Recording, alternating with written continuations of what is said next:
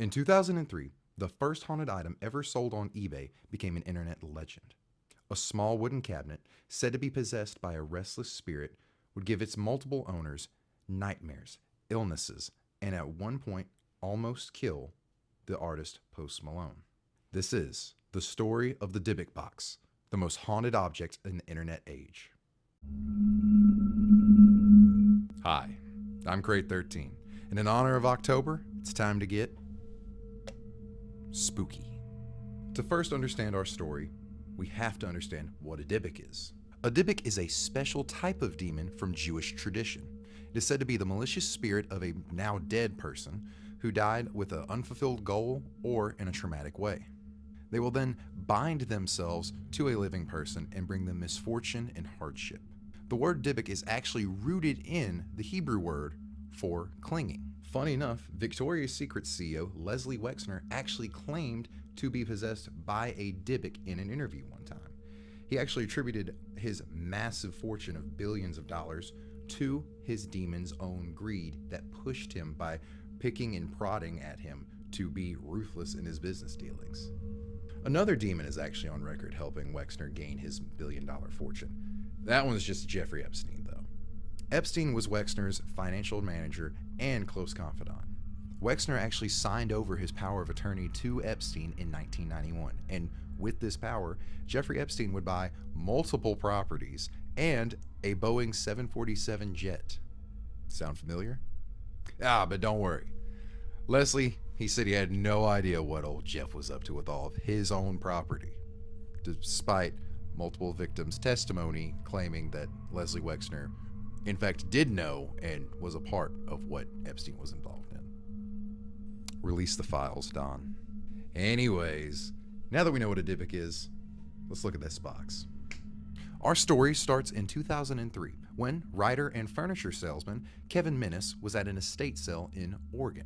It was here he met a lady who was selling her grandmother's possessions, and he came across an old wine cabinet. Now, this lady's grandmother was a Holocaust survivor and lived in Poland during the time, and this cabinet was a part of her possessions. The cabinet was said to have been constructed in Spain in a Jewish district and eventually made its way through Poland and back across the pond into the United States after the Holocaust. Inside the cabinet was a small stone inscribed with words in Hebrew in it. Now, remember when I said Dybbuks can inhabit people or things if they have a traumatic connection? Well, in my opinion, the Holocaust was a pretty traumatic thing. I think that's fair to say. The current owner had claimed that a Dybbuk had come to inhabit inside of this wine cabinet, and thus, the owner had to keep it locked up and hidden away as to ensure no one would touch this. As she claimed, everyone that had touched it suffered tremendously horrible bad luck and terrible things would happen to them in their life. Kevin, not seeing any of this as a bad sign at all, asked if he could buy it, and she eventually relented and sold it to Kevin. However, Kevin would soon come to regret this decision, as the very night he brought home the cabinet, he would have nightmares. And these nightmares would persist as long as he owned the box. A few days after owning the box, he fell ill. And this was not any normal illness. This was an illness that when he went to the doctor, they didn't know what was wrong with him. And anything they prescribed to treat him with, nothing worked. And then it was after this, the real poltergeisty stuff started to happen. Objects would appear in rooms they previously were not in when no one had moved them. Cabinets and drawers were left wide open when no one had opened them. And eventually, lights and other electronics began to turn on and off on their own, even when there was no electrical problems. In short, it was every generic haunting that you have ever seen in every single story of your entire life. You know exactly how this went. So Minnis had finally had enough of all this crap happening to him, and he decided to list it on eBay with the story attached to it. And it quickly gained traction. Eventually, a student in Missouri by the name of Iosif Nagitsky would purchase the box for $140. But he wouldn't have it for long. Soon after arriving in his possession, misfortune would befall on him. The same paranormal activity that Minnis had described in his post began happening to its new owner, and thus Nagitsky couldn't take it much longer. He would very soon after the purchase relist the object on eBay for the same price of $140. So the box passed on to its third owner, Jason Haxton, a museum curator who wanted to add the box to his collection. However, he was smarter than that.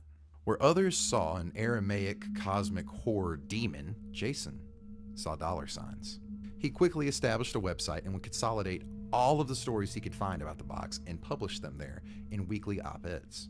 Now keep in mind, this was 2004, and this website was getting hundreds of thousands of views a month. So people noticed, word spread, and it quickly became one of the first creepypastas in internet history. And movie studios, they took notice, and they wanted a piece of the pie. So Haxton, again, struck gold by selling the rights to a movie studio. And this studio would eventually go on to make the movie The Possession, which was produced by Sam Raimi. After Haxton had milked it for all that he thought he could, he would then give it to Zach Bagan, the famous paranormal investigator and host of Ghost Adventures, to display in his museum in Las Vegas, Nevada. And it is here where the box sits to this very day, behind a sealed protective layer of glass to make sure no one touches it, as to ensure they will not be cursed and the demon can't hurt anybody else. However, in 2018, rapper slash pop star slash rock star slash country singer Post Malone came to Vegas and eventually the museum and wanted to see the box.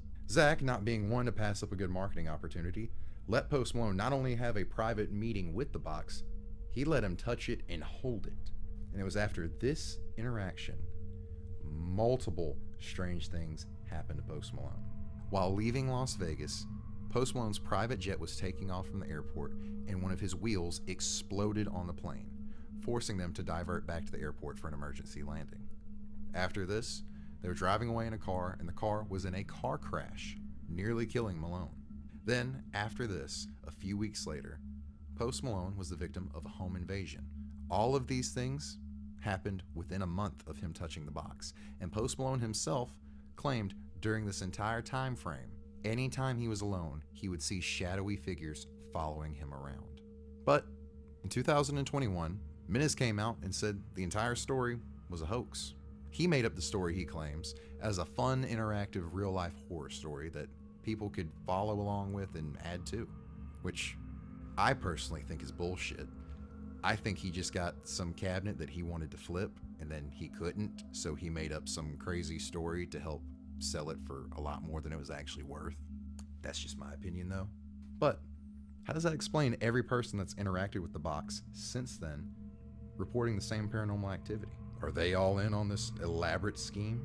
Are they just more aware to weird things happening around them since they think that they have a haunted object in their presence? But nothing really explains Post Malone's near-death experiences all within a period of a month of each other. That is a statistical anomaly. Dybbuk's are said to attach to objects, and they can feel fear and paranoia, and they feed off of it. So, is it possible, in Menace's own attempt to have a fun little story for the world, he accidentally invited a real demon into this box? I don't know. Anything is possible. The only thing that I know that isn't possible is that we're never going to see that Epstein client list.